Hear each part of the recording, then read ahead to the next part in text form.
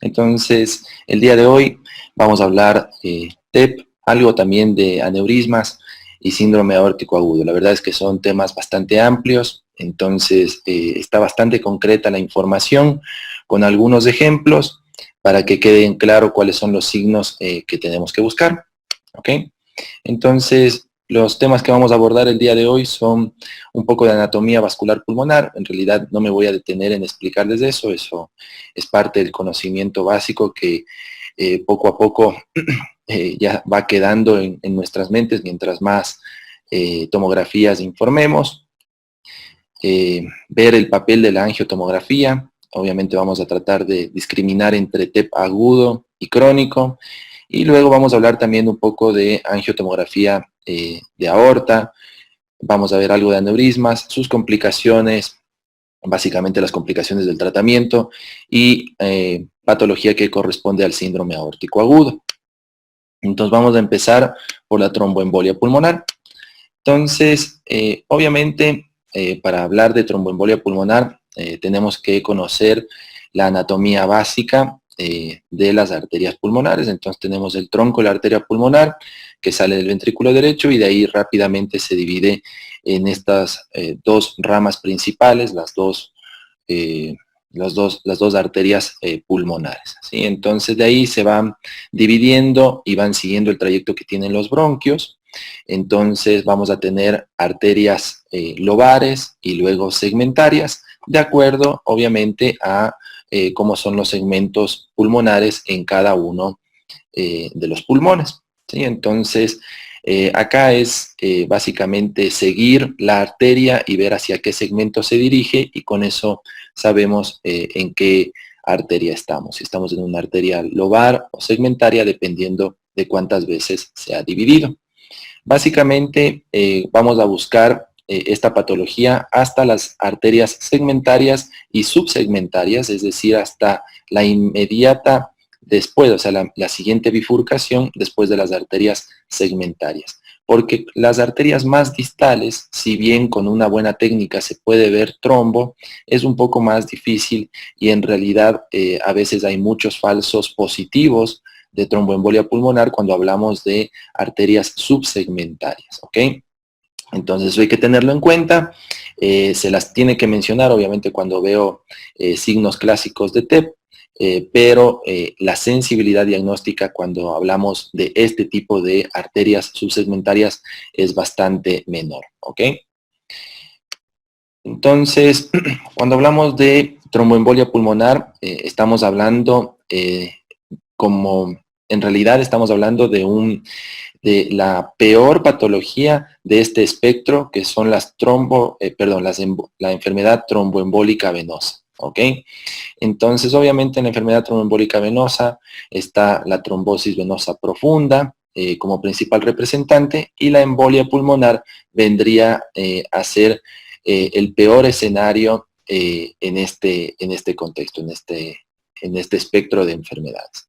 Es bastante inespecífica, dependiendo de dónde se encuentra el trombo, puede ir desde pacientes asintomáticos, que es poco frecuente, pero puede haber, hasta pacientes que tengan la clásica clínica con taquirnia, disnea, dolor pleurítico y hemoptisis, ¿no? Habitualmente el dolor pleurítico está asociado a TEPS, que son un poquito más distales, porque se comprometen ramas distales y zonas de la pleura a las que no les llega flujo sanguíneo y como ustedes saben hay fibras sensitivas en la pleura visceral y son justamente estas las que generan el dolor pleurítico. Mientras que la taquirnia y la disnea está más asociada a tromboembolia un poco más cercana al tronco de la arteria pulmonar. ¿Ok? Frente a la sospecha de TEP, tenemos que hacer un dímero D. Como sabemos, es un metabolito, bueno, o es un compuesto de la degradación de fibrina. Y es importante tener en cuenta que tiene un alto valor predictivo negativo. Es decir, que si es normal, muy poco probable tengamos alguna de las patologías del espectro de la enfermedad tromboembólica venosa y mucho menos probable que tengamos TEP. ¿Ok? Sin embargo, cuando está alto, en realidad este puede estar alto por un montón de factores. entre los cuales tenemos a la trombosis venosa profunda, al infarto, al miocardio, a la coagulación intravascular diseminada, neumonía, neoplasias, insuficiencia cardíaca, y en pacientes ancianos está por encima del rango normal casi en el 90% de la población. Entonces, vemos que es bastante inespecífico el dímero D, pero nos sirve mucho sobre todo cuando es normal, ¿no? Porque ahí tiene un alto valor predictivo negativo. La incidencia exacta es bastante incierta, pero se reportan más o menos unos 600,000 casos por año en Estados Unidos y tiene una mortalidad considerable. Al año también en el mundo se estima que mueren 100,000 a 200,000 personas por TEP. El diagnóstico y tratamiento temprano probablemente sea la causa para que estos pacientes no mueran, ¿sí? Ya que el tratamiento temprano, la mortalidad es rara, incluso en TEPs masivos, que ya vamos a ver después la definición. Y la mayoría de las muertes son evitables. Bueno, de las muertes evitables asociadas a embolia pulmonar pueden ser atribuidas justamente a una falta en el diagnóstico y no a un fracaso en la terapéutica. Entonces tenemos un papel muy importante en tratar de detectar esta patología cuando hay sospecha clínica, pero incluso en algunos pacientes no vienen con una clínica muy clásica. Tenemos que revisar y tenemos que tratar de buscar, así no esté hecho angiotomografía, hemos detectado en el consultorio algunos casos de TEP que se ha pedido en pacientes obviamente con tórax con contraste y se puede detectar. Hay que buscarlo a veces y hay que ver obviamente signos indirectos que nos ayuden a aumentar esta sospecha. Y el gol estándar lógico es la tomografía multicorte o multidetector. Entonces, vamos a hablar un poquito de los signos en radiografías. La verdad es que son bastante inespecíficos, pero sí es bueno que los conozcamos, porque si bien no están presentes en todos los casos de TEP, algunos de ellos presentan alta especificidad. O sea que cuando están presentes, podemos decir que hay una alta probabilidad de que ese paciente tenga TEP. Y entonces en los signos clásicos, bueno, además de las atelectasias, de elevación del diafragma, un poco puede haber derrame pleural, cardiomegalia. Además de estos, los signos clásicos que se describen son el signo de Westermarck, que en realidad lo que marca es una una mejor acentuación, acentuación de la trama vascular en un campo pulmonar en relación al otro. Si ustedes se fijan, en este campo pulmonar no logro ver los vasos pulmonares tan claros como se ven en el otro lado, ¿no? Entonces esta oligoemia es lo que representa el signo de Westermarck. Esto tiene que ser obviamente en placas bien adquiridas, sin rotación, porque eso a veces también puede influir en esta diferencia en la visualización de las estructuras vasculares. Pero cuando está presente tiene una alta especificidad. El signo de Fleischner, que es en realidad el engrosamiento de la arteria pulmonar que tiene un trombo en su interior. Entonces, cuando vemos un hilio pulmonar muy prominente, con el cuadro clínico que podría ser sugestivo, porque en estos casos estamos hablando de que son tromboembolias generalmente proximales, entonces el cuadro clínico sí es un poco más sugestivo y la combinación de ambos, ver la arteria pulmonar gruesa de aspecto nodular en uno de los hilios, más la clínica, ayuda a decir que aquí puede haber un trombo, ¿sí? Y la joroba de Hampton en realidad corresponde a un signo indirecto, porque estamos hablando de una atelectasia distal con forma triangular y base pleural. Esto tiene que ver más bien con la consecuencia de la tromboembolia, es decir, un infarto, ¿no? Y pueden ser distales, aquí en este caso velando el ángulo costofrénico izquierdo, pueden ser también visibles en las placas laterales. Fíjense acá esta imagen en forma de cuña, de forma triangular con base pleural, son características, ¿no? Entonces, son signos que tenemos que acordarnos, algunos, sobre todo los dos primeros, y el primero más que nada, bastante específicos, pero bastante raros de ver. Habíamos quedado en que la angiotomografía es el método de elección para el diagnóstico de TEP. Y hay varios parámetros que se tienen que tomar en cuenta. Es preferible hacerlo en tomógrafos de 64 pistas, pero eso no quiere decir que no se pueda hacer en tomógrafos de 16 pistas. Se puede hacer incluso en menos, si es que no hay la disponibilidad, pero de 16 pistas para arriba salen relativamente bien las imágenes, y cuando hablamos de tomógrafos 64, de 64 filas de detectores o 64 pistas, en realidad la calidad de la imagen es mucho mejor y la certeza diagnóstica mucho mayor. Entonces, los parámetros de adquisición son los habituales de un protocolo de angiotomografía, generalmente con 120 kilovoltios, de 70 a 120 de miliamperaje. No hace falta hacer con mayor miliamperaje, pero esto va a depender obviamente del equipo. 0,5 segundos de tiempo de escaneo y 0,8 del espesor en el detector, con un pitch de 1 a 1.5. La verdad es que estos son parámetros técnicos que están ya establecidos en nuestros equipos para cualquier protocolo de angiotomografía. Es importante saber que las imágenes, cuando las reconstruimos, tienen que ser de reconstrucciones pequeñas, ¿no? Tenemos que tener espesores de 1 milímetro con intervalos máximo de 1 milímetro. O sea, si puede ser el intervalo menor, es mejor, porque ahí tenemos la posibilidad de que no se nos escapen los trombos pequeños. El flujo, o más bien dicho, el volumen que necesitamos de contraste iodado para hacer este tipo de estudios es relativamente bajo, depende obviamente de cuánto pese nuestro paciente. Se hace la regla más o menos de 1 cc por kilo de peso. Entonces habitualmente está entre este flujo entre 60 y 90, generalmente no se necesita de más. El volumen, perdón. Y el flujo tiene que ser un poco alto, tratando de llegar a 4 mililitros sobre segundo, y para esto necesitamos catéteres de 20 gauge o más, es decir, 18, 16, pero teniendo un catéter de 20 gauge es bastante bueno.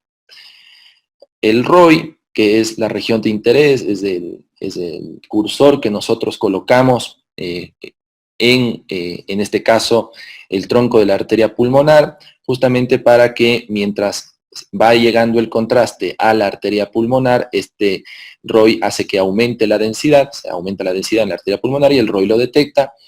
Este aumento de la densidad tenemos que poner el umbral generalmente bajo, para que apenas llegue el contraste, ya la máquina vaya a hacer la adquisición de forma inmediata, y de esta forma evitar que se pase el contraste. Acuérdense que esta es la primera fase cuando hablamos de los circuitos pulmonar y cardíaco. Es la primera fase por donde va a pasar el contraste. Recordemos que el contraste se inyecta en las venas, esto generalmente en las venas de los miembros superiores, llega rápido a los troncos brachiocefálico-venosos, y de ahí a la vena cava superior, y de ahí a las cavidades derechas, y de ahí rápidamente llega a la arteria pulmonar. Entonces, el umbral, si es bastante bajo, podemos hacer que detecte rápido el contraste y lance rápido la adquisición.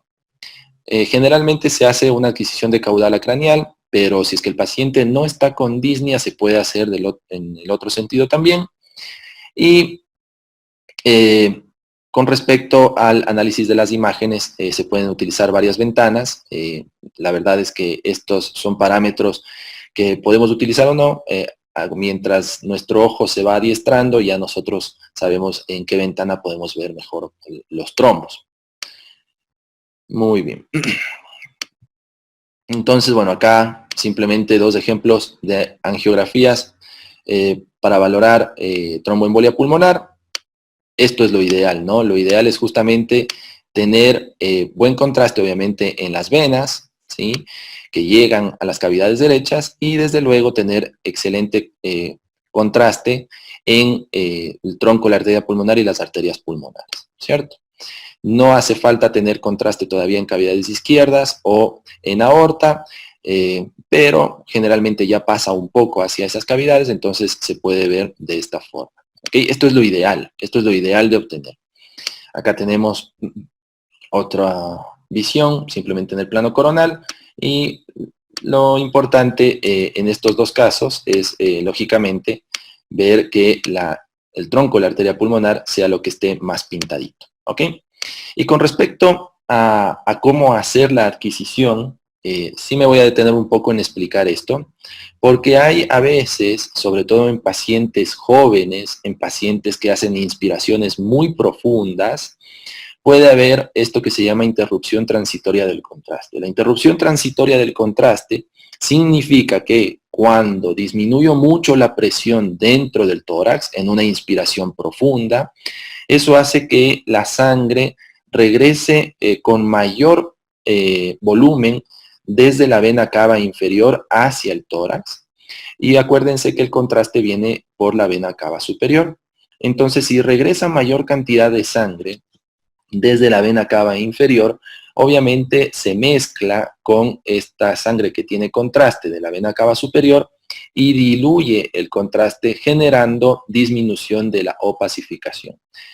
¿Cómo evitamos esto? Evitamos, sobre todo en los pacientes jóvenes, es importante decirles que respiren hondo y hacemos una prueba antes de que se haga el estudio y nos damos cuenta si es que el paciente en realidad hace una respiración muy profunda. Le decimos que no, o sea, que respire hondo, pero que no haga una respiración muy, muy profunda, ¿ok? Porque puede pasar esto. Entonces, fíjense, acá tenemos varios ejemplos de cuando está mal adquirida la imagen. Bueno, en el primer ejemplo tenemos una adquisición perfecta, ¿sí? Con adecuada opacificación de la arteria del tronco pulmonar y de las arterias pulmonares. Fíjense acá, en el segundo caso lo que pasó es en cambio que la adquisición se demoró, ¿ok? Entonces el contraste ya no está en la vena cava superior, ya no está en la arteria pulmonar, sino que se encuentra a nivel de la aorta. Esto quiere decir que ya hizo todo el circuito el contraste, ya pasó por las arterias pulmonares, volvió por las venas pulmonares hacia las cavidades izquierdas y ahora está en las cavidades izquierdas y la aorta. ¿Ok? Entonces esto sí habría que repetir porque acá ya se pasó completamente el contraste.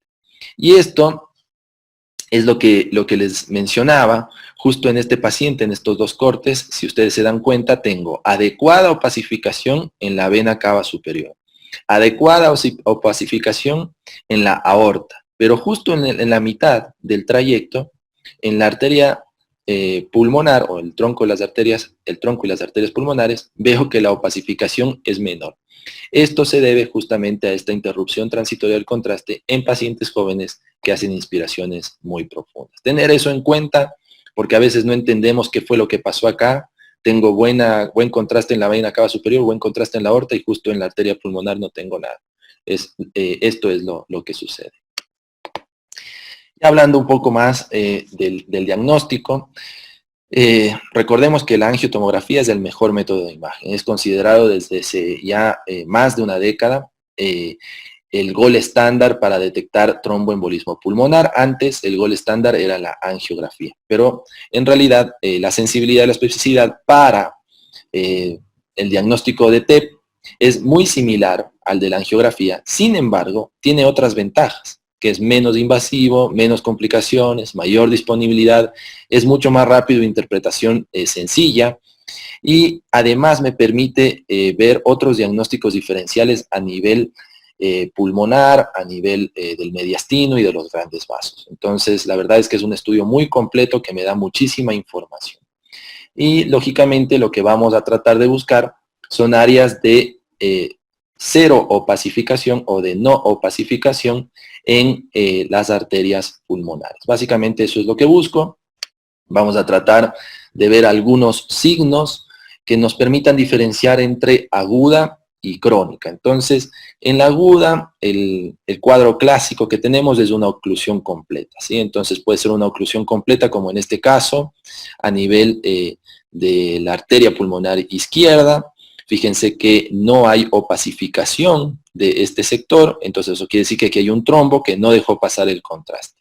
Generalmente cuando hay estos trombos grandes, pueden tener un borde cóncavo, ¿sí ven? En realidad este vendría a ser un borde convexo, perdón. Este es un borde convexo del trombo hacia la luz de este vaso, ¿no? En este caso, la arteria pulmonar izquierda. Entonces, el borde del trombo con relación a la luz es convexo, o sea, se mete hacia la luz. Esto es clásico de el TEP agudo.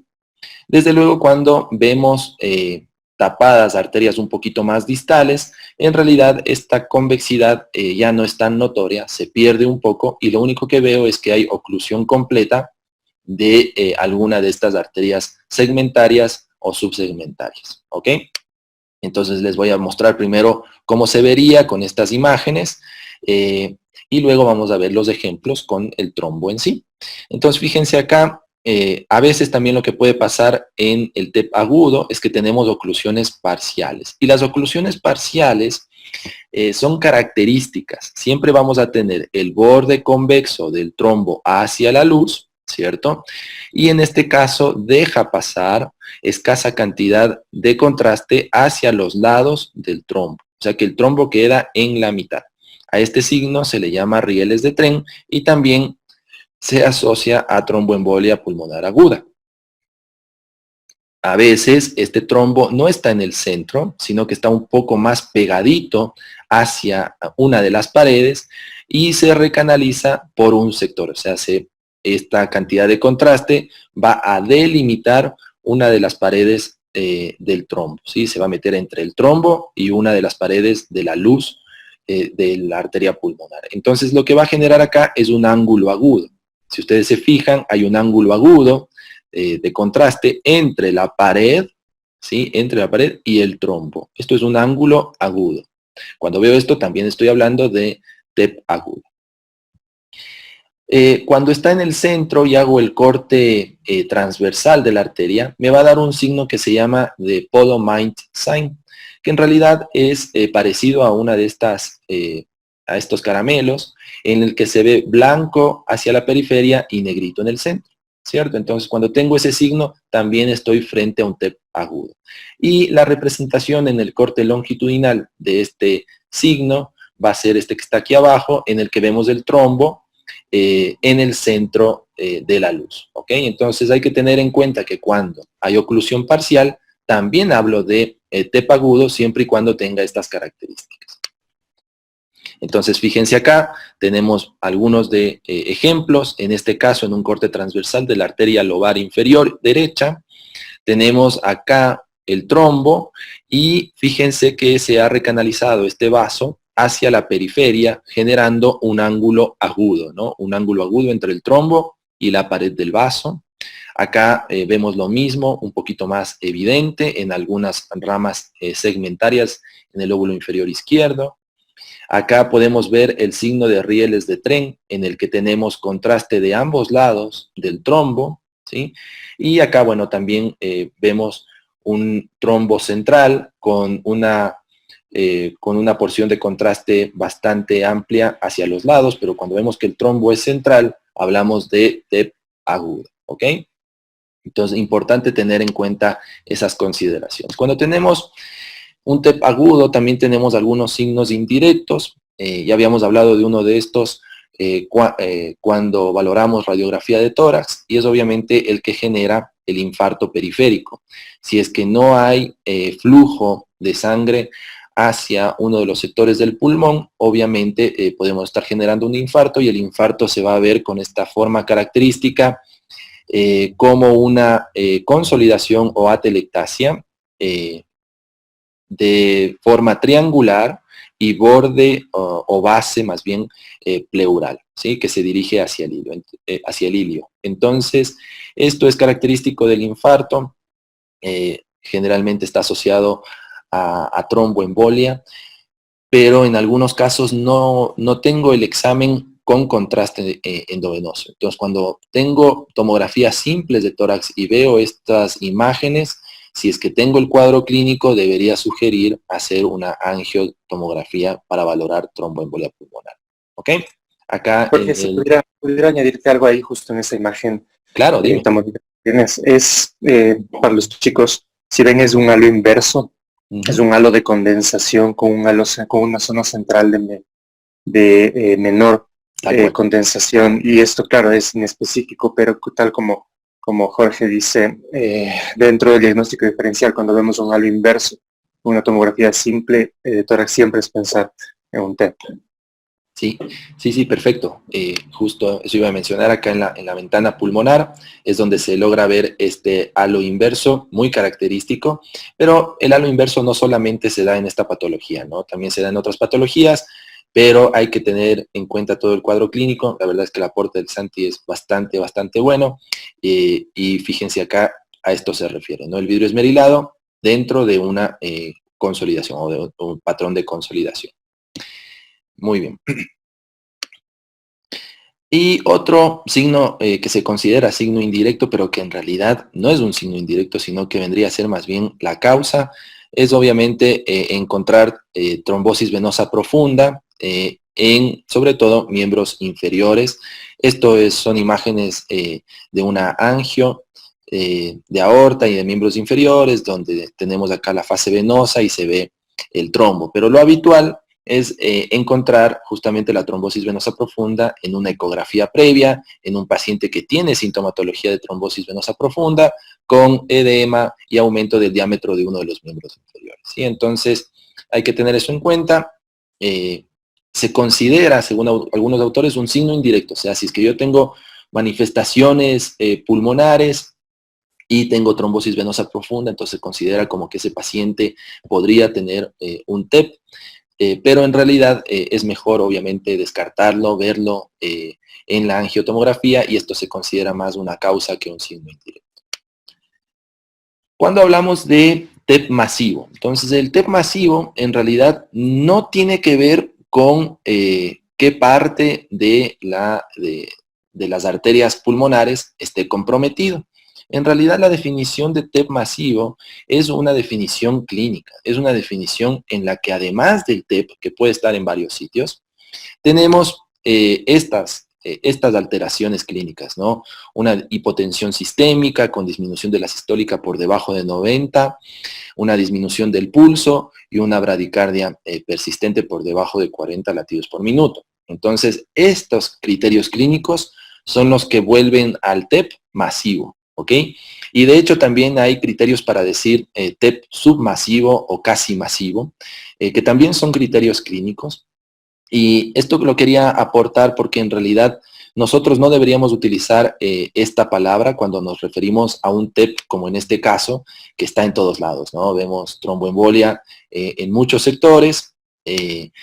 Deberíamos describirlo, describir que es severo, probablemente el TEP, pero el término masivo tiene que ver con parámetros clínicos, ¿ok? Entonces, solamente agregar eso, en este caso obviamente tiene TEP en todos lados, vemos los signos clásicos que ya habíamos comentado, en ambas arterias pulmonares, lobares, subsegmentarias, segmentarias, etc.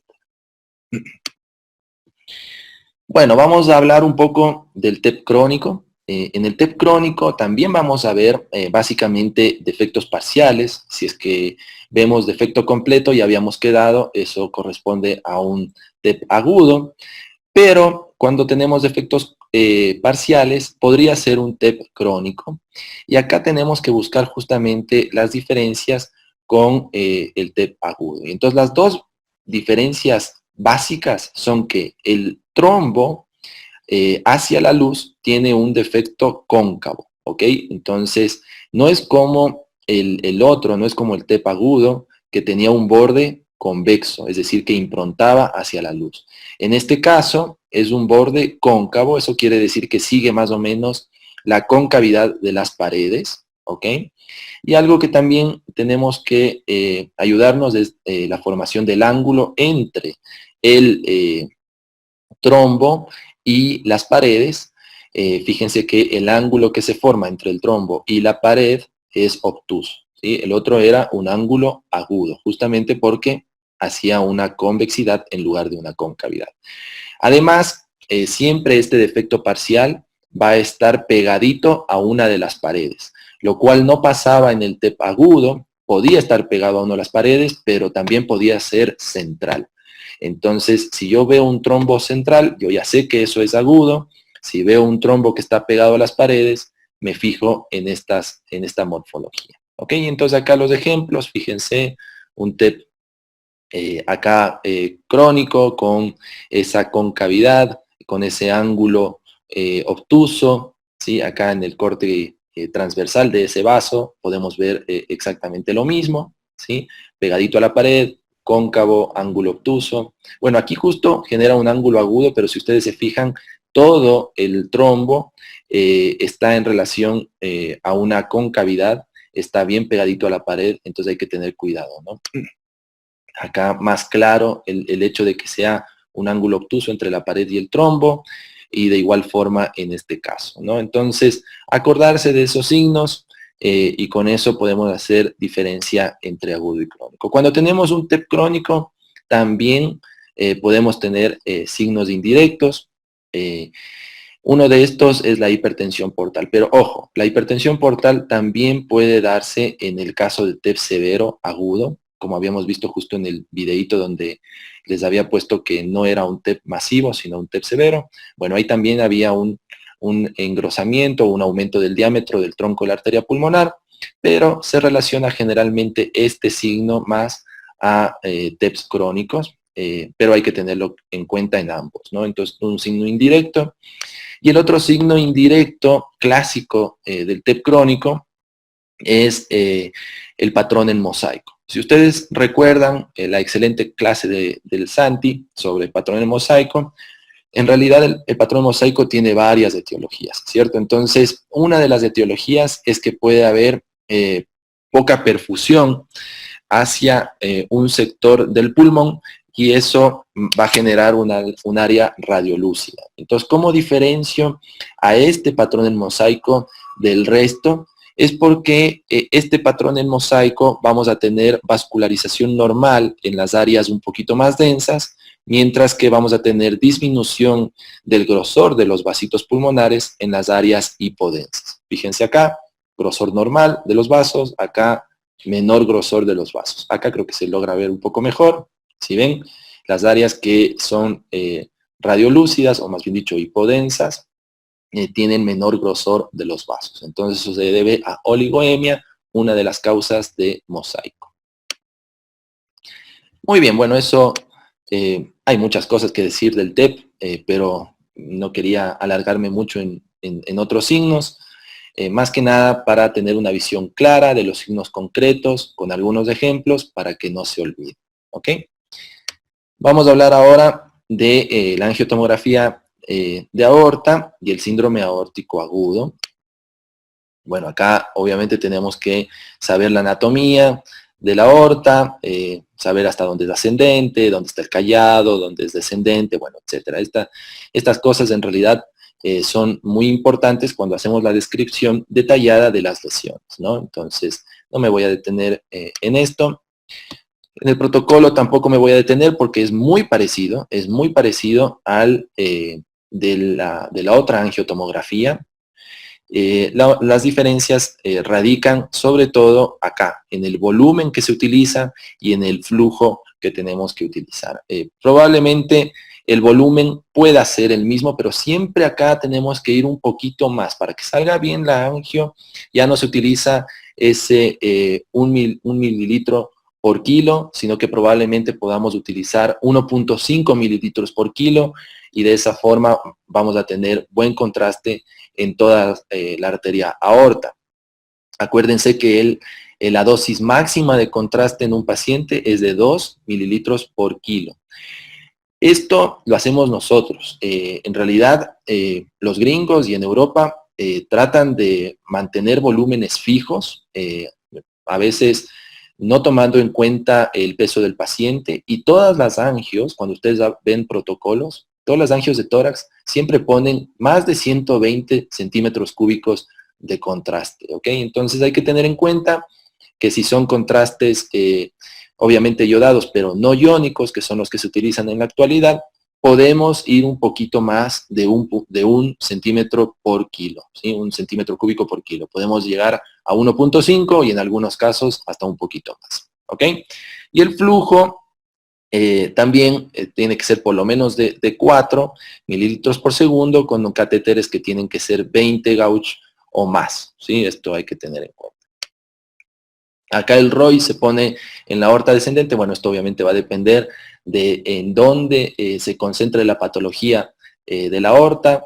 Si es que estoy en aorta torácica, se va a poner el ROI en la aorta descendente. Y si es que estoy en aorta abdominal, lo voy a poner igual en la aorta descendente, pero infradiafragmática. Generalmente a la altura de la arteria mesentérica o de la altura de la arteria del tronco celíaco. ¿Ok? El umbral acá es de 180, porque acá en cambio lo que necesitamos es que salga bien pintada toda la aorta. Acá puede ser la adquisición de craneal caudal, gatillado, utilizamos sobre todo en aorta ascendente, esto es muy importante. El gatillado, acuérdense, lo utilizamos para valoración de arterias coronarias, pero también para valoración de aorta ascendente, porque mucha de la patología de la aorta ascendente tiene que ver con disfunciones valvulares en la aorta, obviamente de la válvula aórtica, y esto lo podemos ver mejor con el gatillado, ¿ok? Y además el latido cardíaco también molesta un poco en el diámetro de la aorta ascendente más que en el resto de la aorta, y entonces puede haber alteraciones en la medición si es que no se utiliza el gatillado. Y el análisis de las imágenes, bueno, se puede hacer con estas ventanas, pero como habíamos quedado antes, uno va más o menos ya adecuando el ojo y ya no hace falta ver con exactitud la ventana, sino que uno va poniendo como la ve mejor. Esto es importante. El protocolo de angiotomografía para TEP no requiere una tomografía sin contraste, pero en la angiotomografía de aorta es muy importante el sin contraste, sobre todo en estos 3 panoramas. En el panorama en el que tengo síndrome aórtico agudo, que ya vamos a hablar, en el que tengo dolor precordial con disnea, o sea, básicamente un síndrome coronario, en el cual se debería hacer un triple rule out, en el que valoro arterias pulmonares, arterias coronarias y aorta, ¿ok? O sea, este de acá se debería hacer también con gatillado. Y la valoración de stents, es importante hacer también un sin contraste. Entonces, acordarse que en estas es importante hacer una tomografía sin contraste previo a la angiotomografía, ¿ok? Muy bien, bueno, en la angio de aorta ya se pueden hacer estas reconstrucciones, ahí se hacen las medidas a distintos niveles, siempre hay una dilatación aquí, justamente en los senos de Valsalva, de donde salen las arterias coronarias, acá está la válvula aórtica, de ahí para arriba la aorta ascendente, y de ahí la formación del callado. Bueno, eso en realidad no me voy a detener mucho, ahí están los distintos formas de la válvula aórtica, que puede ser bicúspide o tricúspide. De hecho, esta variación es la más frecuente a nivel del corazón. Y esto es lo importante, ¿no? Acuérdense que tenemos que poner el ROI en la aorta descendente e inmediatamente después de que se pinta, o sea, de que pasa el umbral, hacer la adquisición. Porque acá no me interesa que el contraste vaya hacia el parénquima, al parénquima hepático o esplénico, etcétera, sino que me importa que ese contraste esté en las estructuras vasculares. Esta es una arterial temprana. Esto se hace más o menos a 15 a 20 segundos después de la inyección del contraste, pero si es que tenemos el bolus track o el ROI, es preferible hacerlo la adquisición inmediatamente después de que censa el ROI, ¿ok? Entonces, eso es importante. No es una arterial tardía, que es la que es necesaria, en cambio, para valorar fases arteriales en parénquima hepático o el resto de estructuras. ¿Ok? Muy bien. Bueno, ya hablando un poco de patología, el aneurisma es una dilatación anormal de una estructura vascular. El aneurisma puede ser arterial, puede ser venoso, pero es lógicamente una patología más importante a nivel de las arterias. Las causas van a ser aterosclerosis, hipertensión, vasculitis, infección. Cuando tiene una causa infecciosa se llama aneurisma micótico. Puede haber obviamente una predisposición hereditaria y a veces también tenemos como causas de aneurismas el trauma y el iatrogénico aunque en estos dos eventos es generalmente un pseudoaneurisma lo que se forma y no un aneurisma. ¿Okay? Ya vamos a hablar de la diferencia. Y cuando hablamos de aorta, obviamente vamos a ver y va a depender del sitio de la aorta que estemos valorando, pero se estima que cuando mide más del 50% de lo que normalmente mide para esa edad, para esa población, eso es un aneurisma de aorta. En aorta ascendente es hasta 4 centímetros como media, y en la aorta descendente es mayor de 3 centímetros como media. ¿Okay? Esto varía dependiendo del sector de la aorta que se está valorando. La clínica es bastante inespecífica, solamente lo vamos a detectar como aneurisma cuando tenemos una masa pulsátil, porque el dolor ya indica rotura, ¿sí? O el dolor, ya estamos hablando de un síndrome aórtico agudo. Entonces, obviamente acá también se asocia a hipotensión, y en este contexto, en el contexto de rotura de los aneurismas, podemos tener una mortalidad que supera el 80%. 4 de cada 5 pacientes con esta patología, rotura del aneurisma, se mueren a pesar del diagnóstico temprano. Bueno, entonces acá tenemos los tipos de aneurismas, tenemos los saculares, los fusiformes, que son los más frecuentes a nivel de los grandes vasos, a nivel de la aorta. Los saculares son más frecuentes a nivel de vasos medianos o de pequeño calibre, por ejemplo, los que se encuentran en el cerebro son generalmente son saculares, ¿sí? Porque son de mediano calibre, las arterias, habitualmente las arterias cerebrales media o anterior. Y tenemos el pseudoaneurisma, que en realidad no es un verdadero aneurisma, sino que se rompió la pared y está escapando sangre desde este espacio vascular hacia afuera, y se ha contenido esa sangre por las estructuras adyacentes. ¿Ok? Entonces el pseudoaneurisma en realidad es algo que parece un aneurisma, porque se ve una acumulación de sangre nodular adyacente a la estructura vascular, pero obviamente tiene otras repercusiones, ¿no? Esto es algo que necesita un tratamiento urgente, porque en cualquier momento eso que está conteniendo a esta sangre fuera de la luz vascular puede dejar de contenerla y empezar a haber un sangrado masivo. Bueno, acá en la valoración de los aneurismas se pueden hacer reconstrucciones 3D, pero por ahí en realidad lo más importante son las medidas que uno pueda hacer, la valoración de la pared con el trombo, la valoración de la luz. Todas estas cosas son importantes para la planificación quirúrgica, saber dónde empieza, saber si es que hay ramitas colaterales que están saliendo del aneurisma, o por arriba del aneurisma, o por debajo del aneurisma.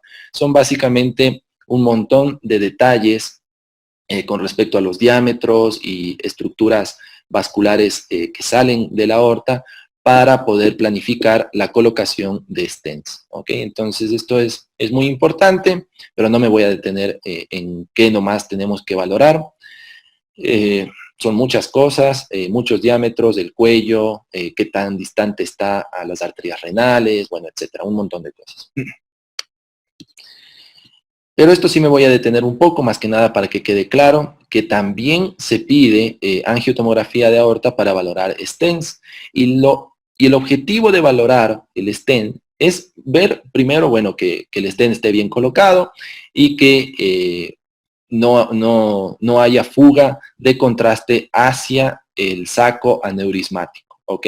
Fíjense acá, esta aorta que tenemos acá es en la que ya se colocó un stent y no logramos ver contraste hacia afuera del stent, ¿cierto? Entonces esto es lo que normalmente vemos, pero si nosotros vemos en el resto de cortes con reconstrucción MIP, podemos evaluar que obviamente el saco del aneurisma está ahí, está aislado de la circulación, y esto es justamente lo que queremos obtener cuando ponemos un stent. La fuga del contraste hacia este saco es el que tenemos que tratar de detectar en la valoración de estos pacientes. Entonces, hay 5 tipos de leaks o fugas del contraste. Estos van a ser tipo 1 al 5 y tienen que ver con distintas patologías. En la tipo 1 hay fuga del contraste desde los bordes del estén. Aquí en realidad está mal el gráfico, es desde los bordes del estén. En la tipo 2 hay generalmente un vasito que está obstruido y que por circulación retrógrada lleva contraste justamente al saco aneurismático. Hay el tipo 3 en el que hay rotura del estén, de la parte media del estén, y el tipo 4 en el que hay un aumento de la porosidad del estén sin que esté roto, empieza a haber fuga del contraste hacia el saco aneurismático. El tipo 5 en realidad es cuando hay un aumento del diámetro del aneurisma en un control, o sea, del saco aneurismático. Uno lo controla justo después de la colocación del estén y lo controla un año después, por ejemplo, y se ve que ha aumentado de tamaño.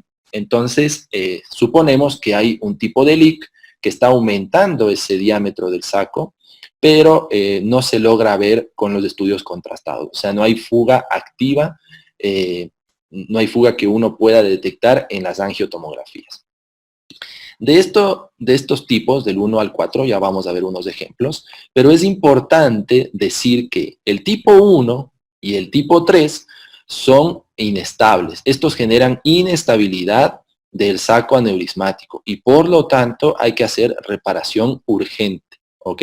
¿Por qué? Porque se está fugando sangre y contraste hacia el saco y eso va a generar obviamente aumento de la presión a nivel del saco y puede generar luego rotura. El tipo 1 y el tipo 3 son inestables. El tipo 2 y el tipo 4 son, en realidad, hay que valorar con el tiempo si es que en realidad necesita una nueva cirugía o no, pero son un poco más estables y no necesitan cirugía urgente. Ok, entonces vamos a ver los ejemplos.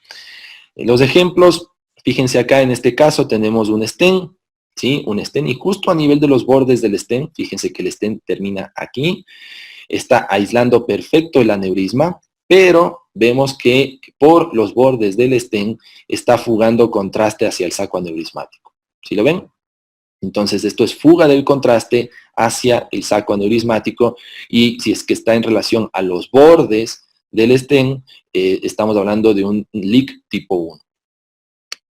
Acá tenemos el leak tipo 2 en el que les decía que hay una obstrucción de alguna de los vasitos que estaban saliendo del aneurisma y por reflujo, o sea, por circulación retrógrada, vuelve ese contraste hacia el saco aneurismático y obviamente puede meter un poquito de contraste hacia este saco y esto es un leak tipo 2.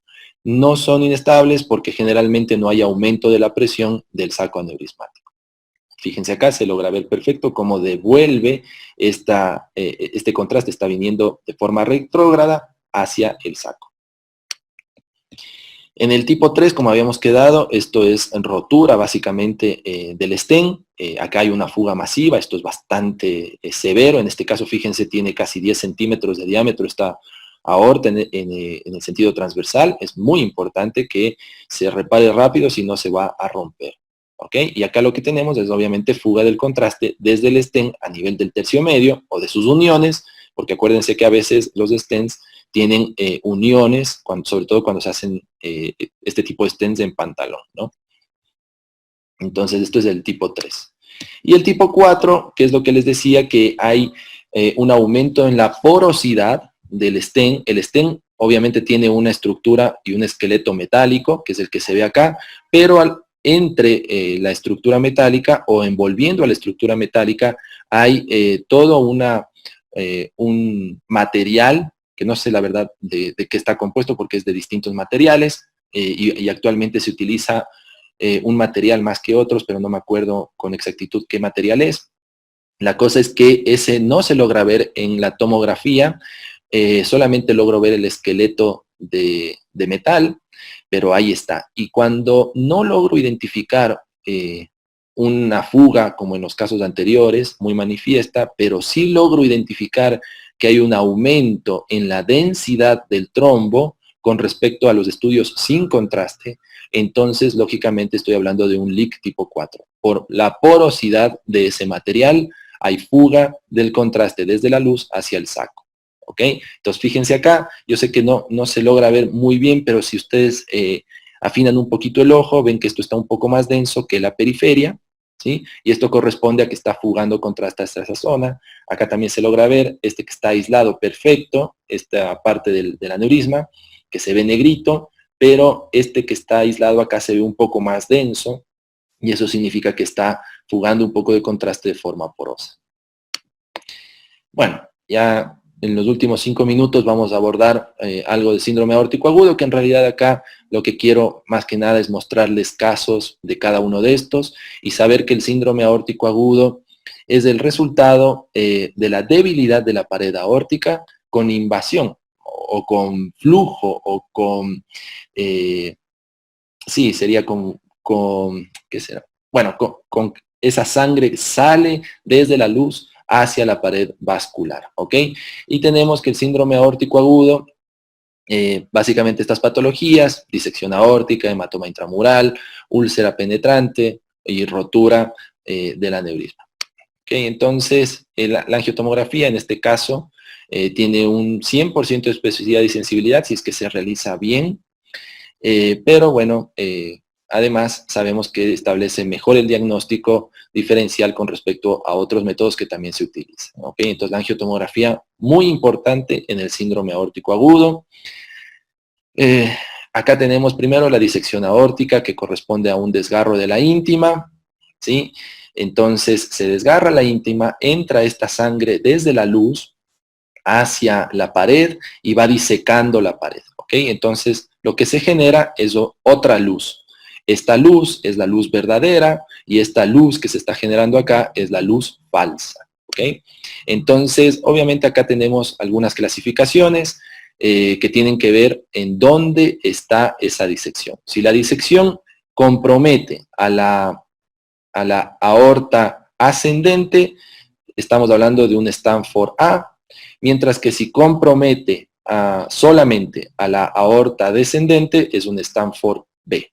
Y también está la clasificación de Baker, en la que tenemos grado, más bien dicho, tipo 1, cuando compromete a la aorta ascendente y descendente, grado 2 cuando solamente es ascendente y grado 3 cuando solamente es descendente. Entonces, esto es algo que clásicamente se utiliza de forma indistinta, entonces hay que aprenderse las dos clasificaciones. Y acá tenemos los ejemplos de un aneurisma aórtico con disección, donde tenemos una falsa y una verdadera luz. Sabemos que en este caso la verdadera luz es esta, porque acá tenemos la válvula aórtica y entonces desde acá se viene llenando con contraste la luz verdadera, mientras que la luz falsa en este caso es la que tiene menor densidad, ¿ok? La gran mayoría de veces pasa esto, que la luz verdadera tiene mayor densidad que la luz falsa, pero en algunos casos se puede igualar o puede verse al revés. Entonces, no es criterio eso para decir esta es verdadera y esta es falsa, pero es lo que habitualmente pasa. A veces podemos ver el sitio de la comunicación, donde está el inicio del flap, que va disecando, y aquí lógicamente vean que como el flap es bastante grande, tenemos una densidad muy parecida entre la luz verdadera, que es esta, porque acá está la válvula aórtica, y la luz falsa, que es esta de acá, ¿no? Que es la disección de la pared. Toda esa sangre está disecando a la pared. Lógicamente tengo que ver bien de dónde salen las distintas arterias. Son cosas que hay que valorar y que en algunos casos podemos tener que algunas arterias salen de la luz falsa, ¿ok? Eso puede generar isquemia justamente en el territorio de esas estructuras vasculares. Entonces, acá, si es que la disección está después o posterior a la subclavia, bueno, sin tilde, a la subclavia izquierda, tenemos que es una Stanford B o de Baker 3. Y ahí tenemos una reconstrucción bastante bonita donde vemos las dos luces, ¿sí? A veces podemos tener extensión del flap hacia las arterias que salen de la aorta o hacia las ilíacas, como en este caso, ¿ok? Bueno, acá tenemos la extensión del flap hacia la ilíaca izquierda. El hematoma intramural es la hemorragia espontánea de los vasovasorum. Acuérdense que los vasovasorum son pequeños vasitos que irrigan la pared, pero solamente están en las arterias de gran calibre, porque justamente como es de gran calibre la pared, necesitan de estos vasovasorum para que irriguen a la pared. Mientras que en los vasos más pequeñitos, estos vasovasorum no existen porque la irrigación de la pared se da simplemente por la comunicación de esa cantidad de sangre que está en la luz. Santi, ¿algo querías mencionar? No, perdón, se me desactivó perfecto, no hay ningún problema. Tal vez sí puedo añadir la pausa para añadir algo. Claro, dime. Que los cirujanos cardiotorácicos consideran al origen del tronco brachiocefálico como el punto de corte para decir si es que es un Stanford A o es un Stanford B, es decir, proximal al tronco brachiocefálico A distal B. Y existe confusión en la bibliografía porque hay varios textos que dicen lo contrario. Entonces puede ser un punto medio polémico, pero en términos generales, si es que involucra a la ascendente es una A, y si involucra a la descendente es una B. Pero me parece que es un término que ha cambiado algo recientemente, el punto de corte para decir si es que es ascendente o A o B. Eso está muy interesante, eso es un buen aporte, porque yo tenía como referencia a la subclavia izquierda, pero si vos me dices que es el tronco brachiocefálico, es algo para analizar, ¿no? Es muy... Hay los dos textos, sí, hay los dos textos y hay algo de polémica, pero los cardiotorácicos tienen más el concepto de que el tronco brachiocefálico es el punto de diferenciación para una B. Chévere aporte, Santi, muchas gracias. Chévere. Bueno, de ahí ver un par de casos de esto, que es un hematoma intramural, que como les decía, acá no hay un flap de disección, no hay una rotura de la íntima, sino que se rompen los vasovasorum por múltiples causas. En la gran mayoría de los hematomas intramurales, si bien causan dolor porque hay distensión de esta pared, en la gran mayoría evolucionan a reabsorción. En algunos casos, pero menos probable, pueden evolucionar a disección, o sea que se rompa la capa íntima justamente porque hay una muy importante distensión de la pared y eso hace que no llegue sangre hacia la capa íntima y lamentablemente entonces se necrosa, se rompe. Y por eso se puede generar una disección. Pero es menos probable, es más probable que pase esto, que haya una formación de un aneurisma de forma subaguda, porque este hematoma lo que hace es debilitar esta capa de la pared y entonces puede generarse, por ese debilitamiento de la pared, puede generarse un aneurisma. Importantísimo, para el hematoma intramural, el diagnóstico, ustedes ven acá, ninguna de estas tiene contraste. El diagnóstico se hace con la tomografía simple y voy a ver la clásica imagen de semiluna hiperdensa que está rodeando a la luz verdadera, ¿no? Entonces acá tenemos esto que es la acumulación de sangre, que se ve un poquito más densa porque ha salido del espacio vascular, en este caso ha salido del espacio vascular de los vasa vasorum hacia la pared de la aorta, ¿no? Entonces se ve claramente bien delimitada. Acuérdense que en esta patología no hay comunicación entre la luz verdadera y esto que es el hematoma, pero puede complicarse con rotura incluso del aneurisma, ¿ok? Y lógico, si yo le pongo contraste, lo que voy a ver es que se llena de contraste bien toda la luz y que no aumenta la densidad el hematoma, y no aumenta la densidad porque en realidad no está en comunicación directa, ¿ok? En la úlcera penetrante, en cambio, lo que tenemos es una rotura igual de la íntima, pero que está asociada a un ateroma, ¿no? Una placa de ateroma, generalmente calcificada. Estas evolucionan a curación, puede evolucionar obviamente a disección y también a la formación de aneurisma porque se debilita esta zona de la pared. Y aquí tenemos un ejemplo de una úlcera penetrante, ¿sí? En el que vemos que sin formar una disección, de todas formas está saliendo este contraste desde la luz de la aorta hacia una zona donde había un trombo, ¿no? Acá estamos viendo una úlcera penetrante. Acá en este caso también se ve, está un poco fea la imagen, pero se logra ver hacia acá arriba que sale el contraste hacia este trombo, y en este caso de acá también lo vemos en la aorta descendente, ¿sí? Fíjense que las características son clásicas, con esa forma de una convexidad por fuera de la luz, pero dentro de la pared, ¿no? Acá unos ejemplos un poquito más severos en la aorta ascendente, fíjense aquí, esto que incluso se logra ver muy bien en la reconstrucción 3D, y en este caso, fíjense acá en la aorta descendente después de la subclavia, tenemos esto de acá que es otra úlcera, ¿no? Muy bien. Y por último, la rotura del aneurisma de forma inminente se va a dar cuando tenemos estos parámetros. Hay que tratar de detectar el aneurisma en estas etapas antes de que se rompa. Cuando se rompe es fácil la detección por tomografía, pero ya llegamos tarde, ¿cierto? Entonces, la rotura aneurismática inminente es cuando tenemos un diámetro mayor a 7 centímetros, con síntomas obviamente de síndrome aórtico agudo. Cuando hay un incremento de más de 10 milímetros por año, eso a partir de 5 centímetros, o sea, si el aneurisma mide 5 centímetros de diámetro y el siguiente año mide 6, ojo, ese aneurisma se va a romper. Una reducción del tamaño del trombo, esto también puede pasar, sobre todo también en el contexto de que tenga un cuadro clínico de dolor, y tiene que ver obviamente con que ese trombo ya está generando debilidad en la pared y probablemente termine en una rotura aneurismática. Y la discontinuidad de las calcificaciones circunferenciales también es una cosa que hay que tener en cuenta. Fíjense acá cómo logramos ver este aneurisma, pero veo dos densidades con estas calcificaciones que están discontinuas. Esto en el contexto de dolor puede implicar una rotura aneurismática inminente. Y la rotura del aneurisma es fácil de detectar, pero ya llegamos tarde. Como les dije, tiene una alta mortalidad y vamos a tener una hemorragia retroperitoneal en el 80% de los casos, pero que se puede extender hacia intraperitoneal, hacia la pelvis, etcétera.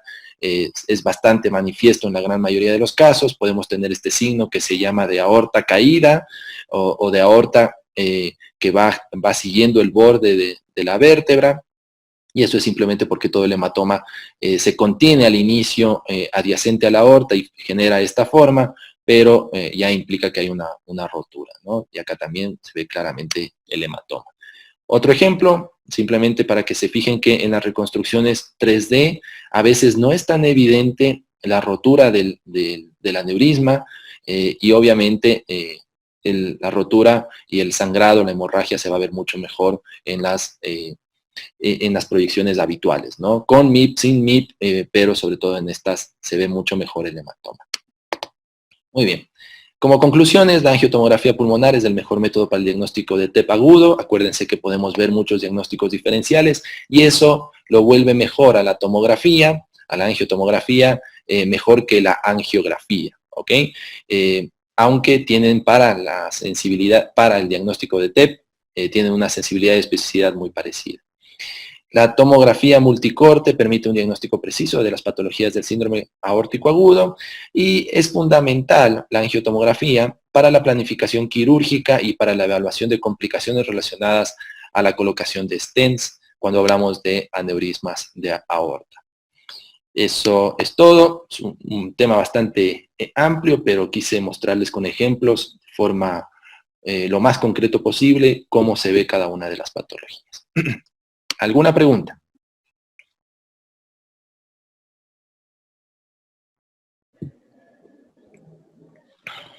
Yo solamente felicitarte, Jorge. Es muy difícil hacer algo tan conciso de una patología tan amplia y tan cotidiana. Realmente es muy buena la charla. Añadir para los chicos que el hematoma intramural también se clasifica acorde a Stanford. Es decir, si es que afecta a la aorta ascendente es un Stanford A, y si es que afecta a la aorta descendente es un Stanford B. Y las implicaciones son las mismas. Tomando en cuenta que si estamos hablando que un Stanford A requiere ir a quirófano y no le hicimos una tomografía simple, se nos va a pasar el hematoma intramural y el paciente se nos va a pasar un diagnóstico bastante importante. Por eso recalcar nada más lo que tú le dijiste, Jorge. Gracias. Muchas gracias, Santi. Hola, buenos días con todos. Quisiera añadir unas cositas nada más. Claro, dime. A ver, bueno, pido disculpas si repito algo porque se me perdió ahí parte de la conferencia, pero bueno, en el abordaje de la hipertensión pulmonar está todo lo que es tromboembolia pulmonar y es diferente cuando el abordaje es buscando una causa de hipertensión pulmonar o cuando tenemos un paciente con sintomatología de Disney en la que se le sospecha algo agudo. Obviamente en el abordaje de hipertensión pulmonar está la sospecha de una tromboembolia crónica más que nada, y el abordaje es un poquito diferente, no siempre se pide tomografía de primera elección, se pide un estudio que es un poquito más sensible pero no tan específico, que es la ventilación perfusión, que es un estudio de medicina nuclear. Entonces el abordaje es un poquito diferente, obviamente las imágenes que podemos ver, los signos característicos de cada una de agudo y crónico se van a visualizar en la tomografía, pero nada más para recalcar de que no todo paciente que tiene hipertensión pulmonar va a terminar teniendo la tromboembolia pulmonar. Entonces el abordaje es un poquito diferente dependiendo del paciente y muchas veces lo que se busca en el paciente con hipertensión pulmonar es buscar la tromboembolia pulmonar, es como que el primer paso a excluir, porque es una de las pocas causas que se pueden tratar en pacientes que tienen hipertensión pulmonar.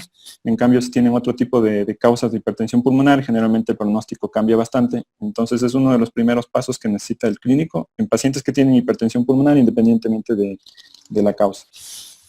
Además, también en cuanto al protocolo de tomografía, principalmente para la tromboembolia pulmonar, en las angiotomografías pulmonares, es importante que sí se puede bajar, o sea, sí hay protocolos estándar, pero lo importante es conocer bien el tomógrafo, lo importante es, bueno, literal estar sentado ahí en el tomógrafo para ver cómo se realizan los estudios.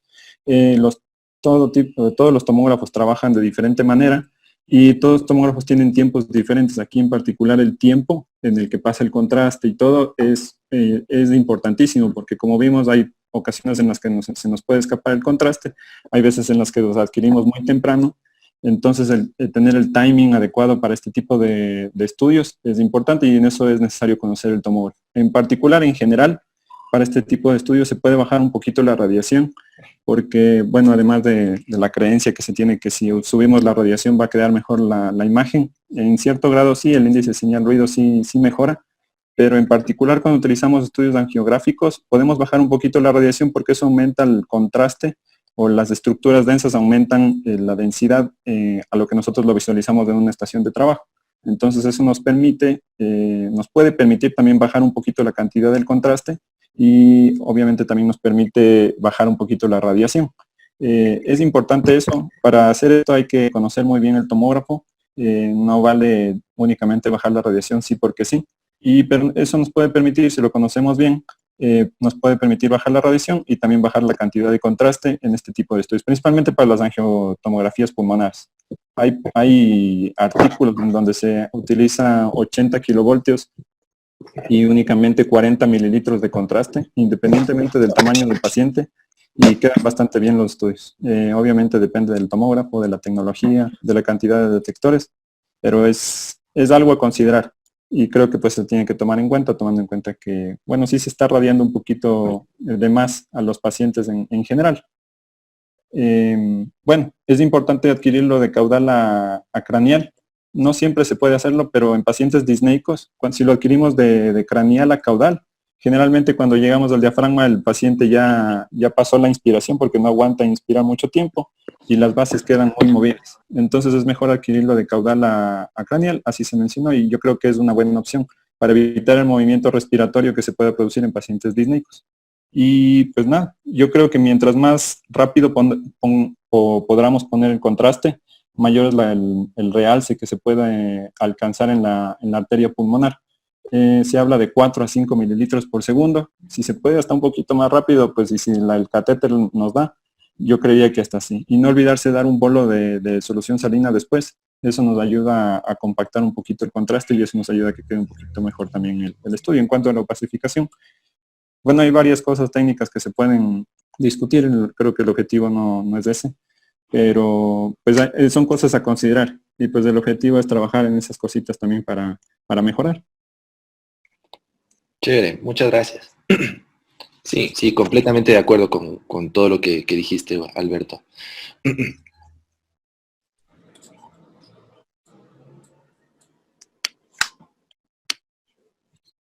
Bueno, creo que si no hay algún otro comentario o pregunta.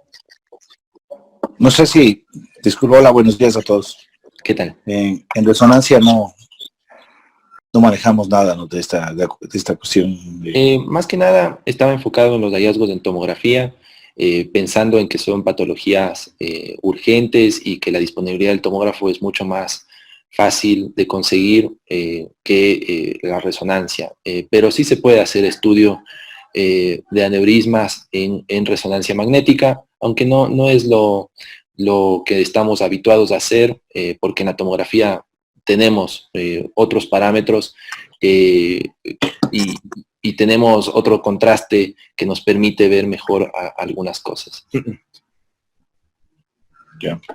Sí, no, más que todo, cuando manejamos lo del cerebro, ya estamos manejando lo que llamamos sangre negra, entonces en donde la cantidad de el volumen sanguíneo intraluminal tiene otra intensidad y la pared tiene otra que capta contraste. Principalmente utilizamos para esas patologías en que hay irregularidad en las paredes, ¿no?, en las vasculitis. Capaz que algún rato, cuando topemos las vasculitis ya de tórax de abdomen, se pueda encontrar algunos artículos que defiendan este tipo de técnica. En la literatura está ampliamente difundida en la cuestión del cerebro, es decir, para la elaboración de la pared del vaso, que algún rato podemos revisar. Gracias, Sí, Jorge, siempre sí, de hecho, de primera. ¿No?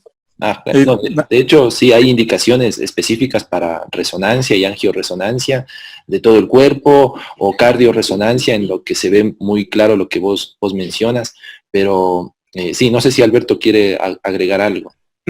Sí, en particular, el inconveniente que tiene la tomografía obviamente es la radiación, pero otro es la alergia al yodo, y eso puede implicar que no se pueda realizar este tipo de estudios. He visto artículos en donde hacen tomografías computadas con gadolinium, no quedan perfectos, pero se puede realizar. Obviamente la cantidad de gadolinio que se inyecta es importantísima en comparación con una resonancia magnética, no es lo ideal, pero bueno, está descrito y se podría realizar. En esos casos yo creo que sí es factible realizar una resonancia magnética, y además de que nos ayuda a valorar bastante bien la pared. En casos de vasculitis de grandes vasos, nos ayuda a diferenciar bastante bien lo que es la pared y la luz. En la tomografía también, pero en la resonancia magnética en particular nos da un buen realce de contraste en la diferencia que existe entre la luz y la pared. Principalmente en Takayasu o enfermedades de células gigantes, sí nos ayuda bastante, principalmente en grandes vasos. En vasos pequeños generalmente no he leído tanto al respecto. Chévere. Bueno, creo que en honor al tiempo terminamos ahí, ¿no? Bueno, muchas gracias a todos, espero que les haya servido. Nos vemos entonces.